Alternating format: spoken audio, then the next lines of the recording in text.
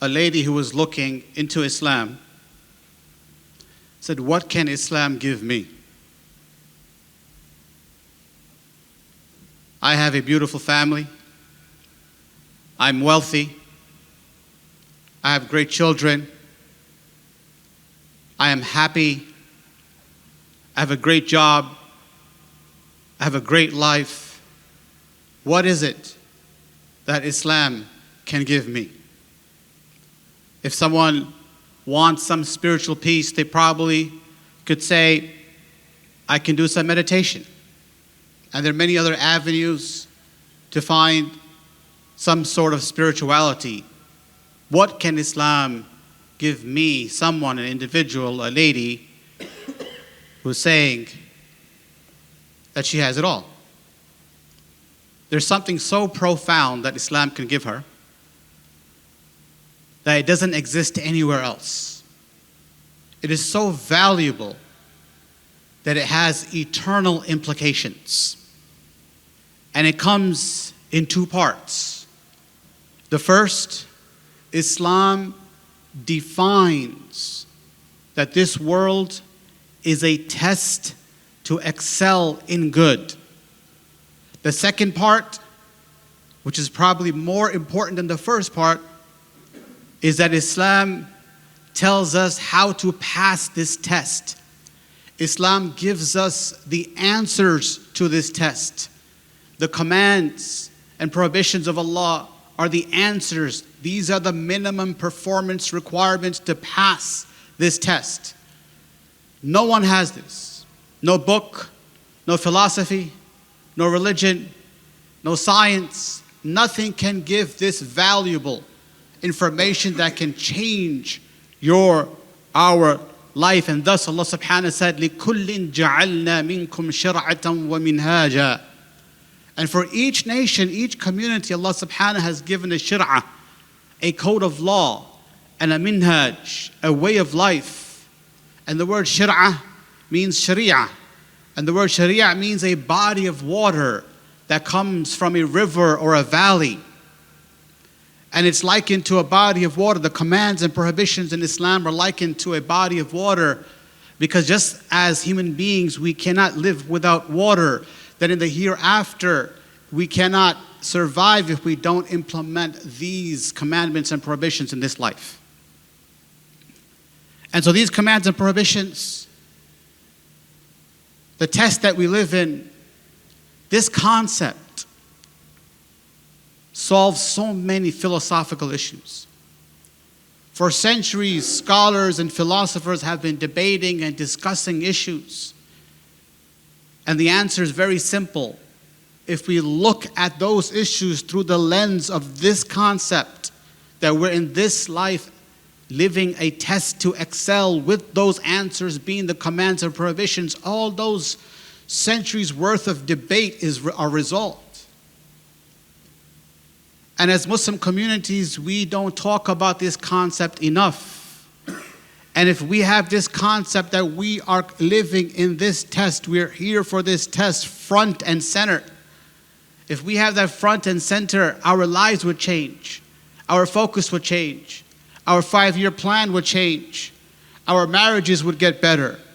There will be a massive paradigm shift in our mindset. And so today, I'm going to give a couple of examples about this. That if we take this concept and apply it to some of these philosophical issues, we'll see how it solves the problems. And also, if there's time, I'll give some contemporary issues that our society is struggling with. And if we look at it through this concept, it solves it immediately. The first philosophical issue that's been debated is the problem of evil. That why is there evil in this world? And if God is so good, why does He allow evil to exist? And scholars and philosophers have been debating and discussing. And atheists use this as a reason to deny that God exists, because evil exists. But if we look at the alternative, that if there's no evil in this world, if there's just all positives, Imagine this life with nothing but pleasure and enjoyment and happiness. How could that be a test? It's only a test when you're tested. And for you to be tested, you will have to face bad experiences. You will have to face evil temptations. And when you face evil temptations, you are tested. Your values are tested. Your integrity is tested. That will you break your values or will you stick to your values? So there cannot be a test if there's no bad choices. It's like walking into an examination hall and say, look, I want to have an exam, but all the multiple choices that I have must all be correct. They all must be right. That's not a test. For it to be a test, the person must have the freedom to choose the right answer and the wrong answer. And the wrong answer, if one has the option to choose, that means there will be evil on this earth. And this is what Allah subhanahu wa ta'ala said in that very same verse, لِكُلٍّ جَعَلْنَا مِنْكُمْ شَرْعَةً وَمِنْهَاجًا وَلَوْ شَاءَ اللَّهُ لَجَعَلَكُمْ أُمَّةً وَاحِدًا. That if Allah willed, He would have made you into one community, one religion. Everyone is good. But He didn't, because that's the nature of a test. They will be good, they will be bad. Number 2, evil exists, bad exists, because every test must be scored. Scoring in degrees. It's not just a pass or fail test, because that's not fair. Because not everyone strives. Someone who gets a passing grade like a 71 versus someone who gets a 99, we have to accommodate those who strive harder. So there must be a scoring mechanism that recognizes the various degrees that people strive. And this scoring mechanism requires that bad experiences exist. Because when you go through these unwanted experiences that you don't like, you realize what you want. You realize what you like. It is when you go through pain that you realize you want comfort. It is when you go through sorrow and grief that you realize the value of happiness. And so once we realize what we want by going through these unwanted negative experiences, this is where growth happens. So if I am hurt by ignorance, I didn't know something and I got the short end of the stick, I realize that ignorance is harmful for me, and that's an unwanted experience. That makes me realize I should seek knowledge because knowledge can protect me. So I seek knowledge. Now their growth is happening. And how much I strive to seek knowledge will vary from individual to individual. These are the degrees. Am I going to get a 71 in seeking knowledge? Am I going to get a 99? Am I going to learn the Quranic Arabic just to understand a few short chapters of the Quran? Or am I going to learn the Quranic Arabic so I can understand and read the Quran cover to cover because I want to know what my Lord is saying? And so when this growth happens, we have these various degrees of people striving in this growth, and thus the rewards are there. And this is why Allah subhanahu in the very same verse said, فَاسْتَبِقُوا الْخَيْرَاتِ. Then go ahead and compete in goodness. This is where the scores can get higher and higher. So the problem of evil existing, why are there bad experiences? If we look at it through the lens of this world being a test, it answers all those questions. The second philosophical question that has been debated over centuries exists in Christendom and also popped up in the first century of Islam by a group called the Murji'a, where within Christendom there's also a debate saying, is just faith enough, or do we need to have actions and deeds? Should there be commandments and prohibitions? Some say that faith is enough, all you need to do is believe and you're going straight to paradise. Others say no, it's faith and works, it's faith and actions, faith and deeds. The Murji'a take out actions from the definition of Iman, where Ahl Sunnah wal Jama'ah include actions part of Iman. So this is this debate. But it can be solved that if we see that this world is a test, then it's not enough for me to walk into an examination hall and say, look, I acknowledge that this is an exam. And I believe this is an exam. And based on that, based on my belief, give me 100. No one's going to score or give that score to this person. But I have to perform on that exam. I have to choose and make correct decisions and circle the right answer. And so if we see that this world is a test, then it's clear that it cannot just be faith or, oh, brother, niyyah, my heart, and that's enough, intention in my heart is clean. No, it has to be the statements of the tongue. It has to also be actions of the limbs. So just by looking at this concept, it solves these two philosophical issues. Let's take a look at some of contemporary issues and how this understanding that this world is a test to excel, for us to see who will excel in good. Today, we have some people saying, we're never going to have children. Why should we have children? Some women saying, I'm not going to have children because it's going to change how my body looks. Some men saying, I'm not going to have children because it's going to increase expenses that I have to pay for.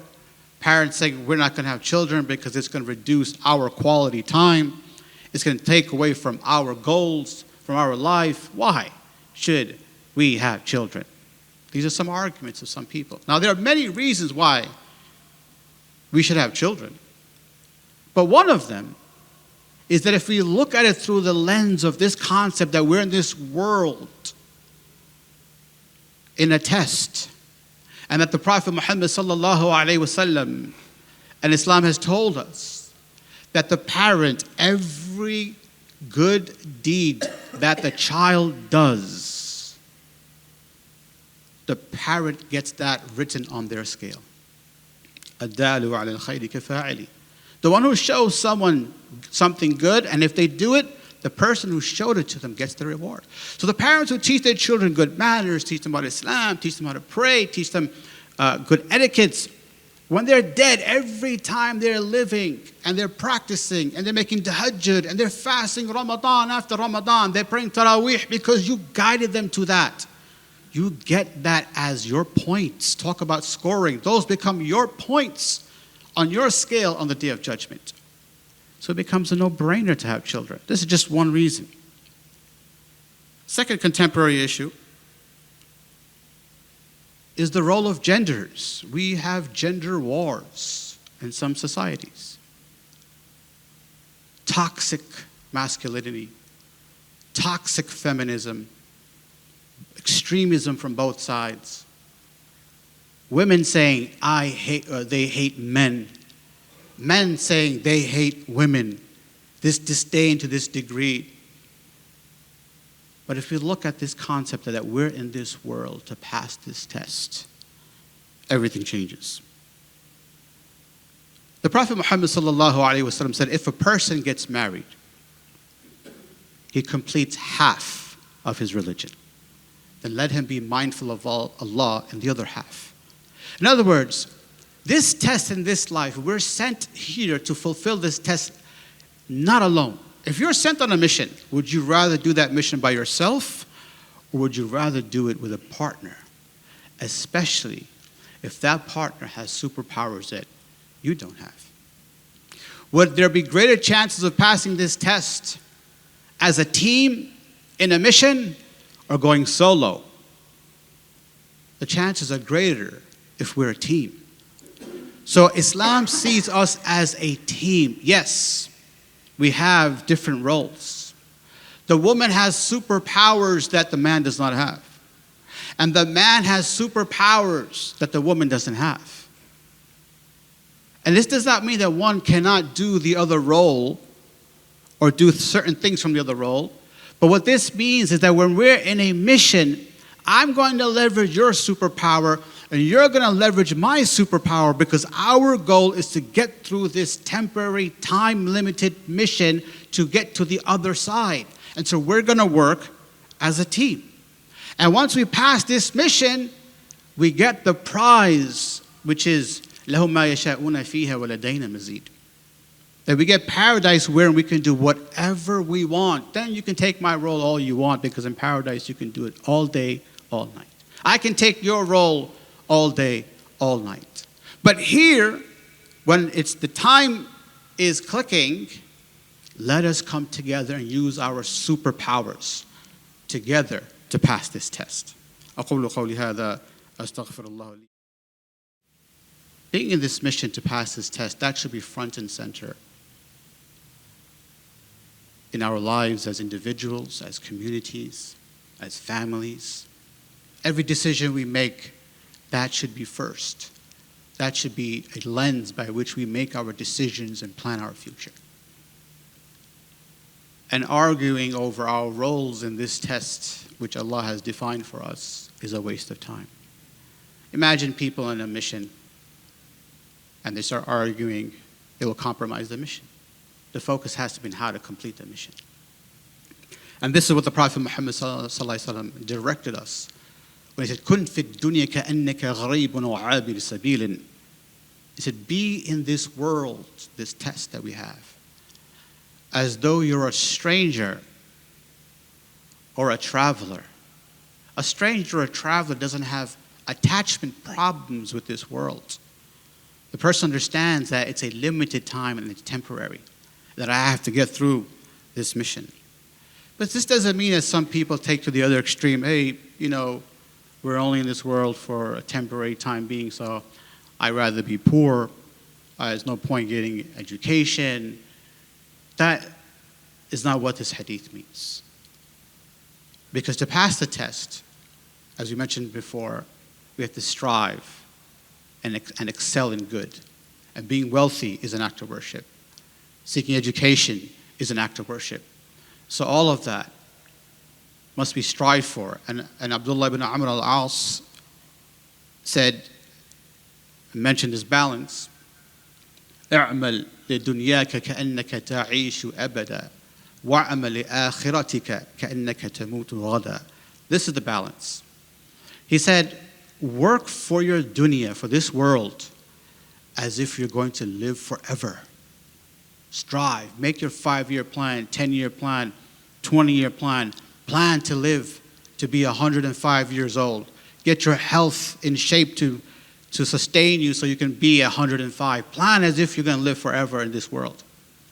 But then he said, live for your hereafter as if you're going to die tomorrow. Don't delay that Hajj. Don't delay memorizing the Quran. Don't delay learning the Quran Arabic. Don't delay that duha prayer. Don't delay the sunnah of the 5 prayers, the rawatib, the consistent sunnah the Prophet ﷺ did. Increase your good deeds as if you're going to die tomorrow. And with this balance, we're able to keep a healthy velocity to pass this test and pass this mission. To the point the Prophet Muhammad ﷺ emphasized this and said, if you're about to plant a shoot or a plant and you see the hour about to be established, go ahead and continue to plant it. So for our world, our worldly affairs, we live as if we're going to live forever. Even if we see the world's going to end, we still continue doing and striving for good. ربنا اغفر لنا ولإخواننا الذين سبقونا بالإيمان ولا تجعل في قلوبنا غلا للذين آمنوا ربنا إنك الرؤوف الرحيم ربنا لا تزغ قلوبنا بعد إذ هديتنا وهب لنا من لدنك رحمة إنك أنت الوهاب